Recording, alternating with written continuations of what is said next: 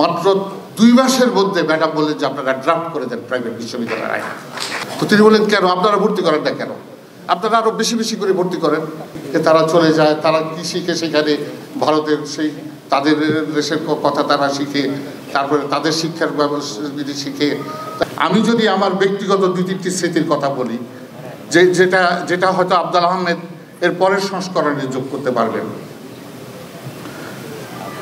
বেগম খালেদা জিয়ার সাথে আমার পরিচয় হয় সেই এরশাদ বিরোধী আন্দোলনের সময়, যখন আমি ঢাকা বিশ্ববিদ্যালয়ের সামাজিক বিজ্ঞান অনুষদের ডিন এবং শিক্ষক সমিতির সভাপতি, এবং সেই আন্দোলনে আমরাও শরিক হয়েছিলাম।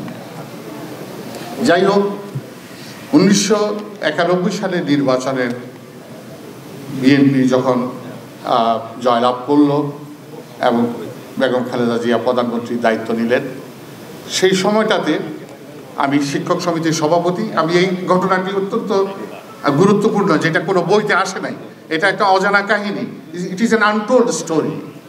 সেটা কি? সেটা হলো যে তখন যেটা হচ্ছিল, এই 91 সালের কথা বলছি, 90 সালের কথা বলছি, 91 সালে আর কি, তখন অনেক ছাত্র, আমাদের তরুণ শিক্ষার্থী, এরা বিশ্ববিদ্যালয়ে ভর্তির সুযোগ পেত না। বিশ্ববিদ্যালয় তখন সীমিত সংখ্যক বিশ্ববিদ্যালয় ছিল এই দেশে। তখন এরা সব পাশের দেশ ভারতে চলে যেত এবং ভারতে গিয়ে ভারতের বিভিন্ন বিশ্ববিদ্যালয়ে তারা পড়াশোনা করত। তো এটা আমরা এই বিষয়টি আমরা ভালোভাবে নিতে পারি নাই, এবং আমরা ভাবছিলাম কেমন করে আমাদের এই তরুণ প্রজন্মকে, তরুণ শিক্ষার্থীদেরকে দেশের শিক্ষা দেওয়া যায়।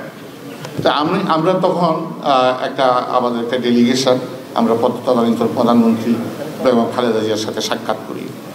আমরা ওনাকে বলি যে ম্যাডাম, এই ঘটনা হচ্ছে যে তরুণরা তো সব ওই আপনার ভারতবর্ষে চলে যাচ্ছে, প্রায় 1 লক্ষ বেশি ছাত্রছাত্রী চলে যায়। তো তিনি বললেন কেন আপনারা ভর্তি করেন না কেন, আপনারা আরো বেশি বেশি করে ভর্তি করেন। তা আমরা বললাম যে বিশ্ববিদ্যালয়ে বেশি বেশি ভর্তি করা যায় না, তাদের সিট সংখ্যা লিমিটেড থাকে। অতএব এটা আমরা যদি আরো 10,000 সিট বৃদ্ধি করি তাহলে এই সমস্যার সমাধান হবে না।